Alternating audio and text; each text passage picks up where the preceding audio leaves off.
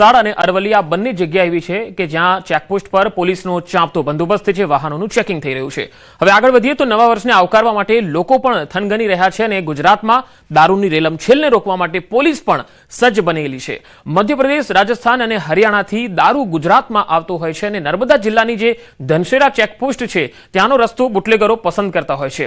નવા વર્ષને ધ્યાનમાં રાખીને આ ચેકપોસ્ટ ખાતે વાહન ચેકિંગ સઘન કરી દેવાયું છે। નર્મદા જિલ્લો મહારાષ્ટ્રની બોર્ડરને અડીને આવેલો છે, ત્યારે હાલ 31 ડિસેમ્બરની ઉજવણી માટે મહારાષ્ટ્રથી દારૂ કે અન્ય કેફી પદાર્થ જિલ્લામાં ન આવે તે માટે એસપી વિશાખા ડબરાલની સૂચનાથી સાગબારાની ધનસેરા ચેકપોસ્ટ સહિત રસ્તાઓ પર પોલીસ દ્વારા સઘન ચેકિંગ થઈ રહ્યું છે। ખાસને મહારાષ્ટ્રમાંથી જે આવતા તમામ વાહનો છે એમનું પણ ચેકિંગ કરવામાં આવી રહ્યું છે।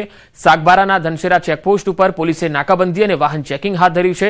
કેટલાક યુવાનો મહારાષ્ટ્રમાંથી દારૂનો નશો કરીને પણ આવતા હોય છે, એટલે તેમના ઉપર પણ તવાઈ બોલાવીને બ્રેથ એનાલાઇઝરથી તપાસ કરવામાં આવી રહી છે।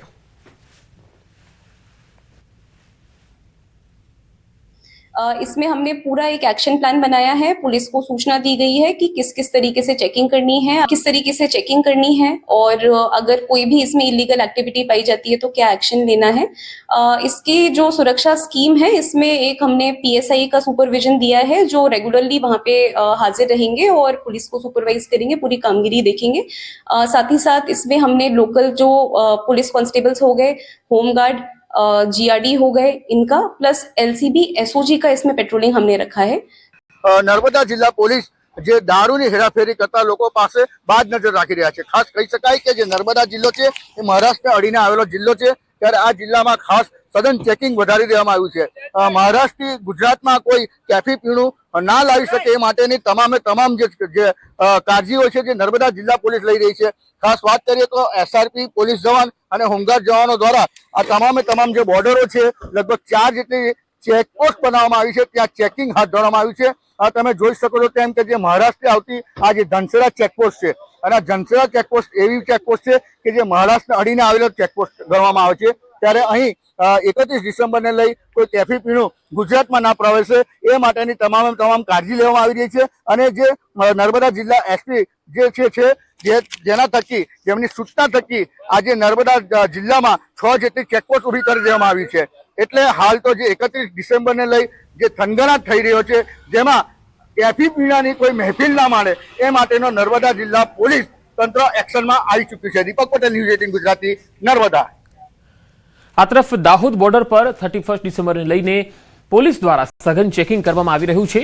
ધાબડિયા, ખંગેલા, ચાકલિયા સહિતની મહત્વની જે ચેકપોસ્ટ છે ત્યાં પીઆઈ અને પીએસઆઈ સહિતના કર્મચારીઓ તૈનાત છે। દાહોદ મધ્યપ્રદેશ અને રાજસ્થાનની સરહદ હોવાથી બુટલેગરો દ્વારા મોટા પ્રમાણમાં દારૂ ગુજરાતમાં ઘુસાડવાની ફિરાક કરતા હોય છે।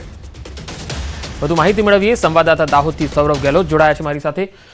સૌરભ, દાહોદમાં જે ચેકિંગ થઈ રહ્યું છે તેમાં અત્યાર સુધી કોઈ પકડાયા છે? દારૂનો કેટલો કોઈ જથ્થો પકડાયો છે?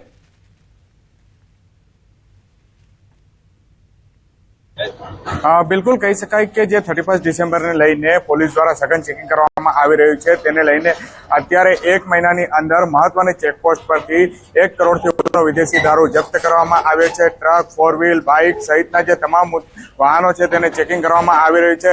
આપ અત્યારે દ્રશ્યની અંદર પાછળ જોઈ પડી રહ્યા છે તે પ્રમાણે રાજસ્થાનની અંદરથી આવતા તમામ જે વાહનો છે તમામ વાહનોને પોલીસ દ્વારા સઘન ચેકિંગ હાથ ધરવામાં આવી રહ્યું છે।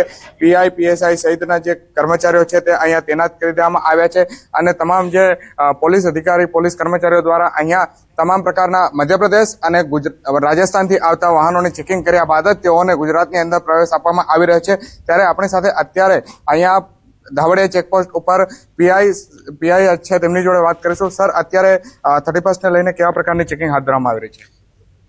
આગામી 31 ડિસેમ્બરના અનુસંધાને ધાવડિયા ચેકપોસ્ટ તેમજ દાહોદ જિલ્લાની તમામ ચેકપોસ્ટો ઉપર સઘન ચેકિંગ ચાલુ છે। ખાસ કરીને આ સમયગાળા દરમિયાન જે પણ ગેરકાયદેસર વસ્તુઓ ચેકપોસ્ટ થઈને ગુજરાત રાજ્યની હદની અંદર પ્રવેશતી હોય છે તે તમામ વસ્તુઓને સઘન ચેકિંગ, વિશેષ કરીને મોટા વાહનો અને તમામ વાહનોની સઘન ચેકિંગ કરીને તમામ વસ્તુઓને શોધી કાઢી, ગુનાઓ શોધી કાઢી અને પ્રવૃત્તિને નિસ્તનાબૂદ કરવા માટેના પ્રયત્નો સતત ચાલુ છે। સર, ચેકપોસ્ટની તો વાત કરી, પરંતુ બુટલેગરો જે છે અંતરિયાળ વિસ્તારોમાં થઈને પણ ગુજરાતની અંદર દારૂ ઘુસાડવાનો પ્રયત્ન કરતા હોય છે, ત્યારે પોલીસ દ્વારા કેવી કાર્યવાહી કરવામાં આવી રહી છે? હાલમાં બોર્ડર વિસ્તારનું પેટ્રોલિંગ પણ સતત ચાલુ જ છે. અમારા જે સરકારી વ્હીકલ હોય છે અને કર્મચારીઓ દ્વારા અમારા બોર્ડરના સતત તમામ વિસ્તારોનું પેટ્રોલિંગ અને માહિતી ગુપ્ત રીતે મેળવી અને તમામ પ્રવૃત્તિને નિસ્તનાબૂદ કરવા માટેની પ્રવૃત્તિ હાલ કાર્યરત છે. બિલકુલ કહી શકાય કે જે બોર્ડર તો સહિત પેટ્રોલિંગ પણ કરવામાં આવી રહી છે અને અંતરિયાળ વિસ્તારોની જે અંતરિયાળ રસ્તા હોય છે તેના ઉપર પણ ચેકિંગ હાથ ધરવામાં આવી રહી છે. પોલીસ દ્વારા તમામ પ્રકારની તૈયારીઓ કરી અને બુટલેગરોના જે અવનવા કિમિયાઓ હોય છે તેને પણ નિષ્ફળ કરવામાં સફળતા મળી છે. જી સૌરભ, આભાર માહિતી આપવા માટે.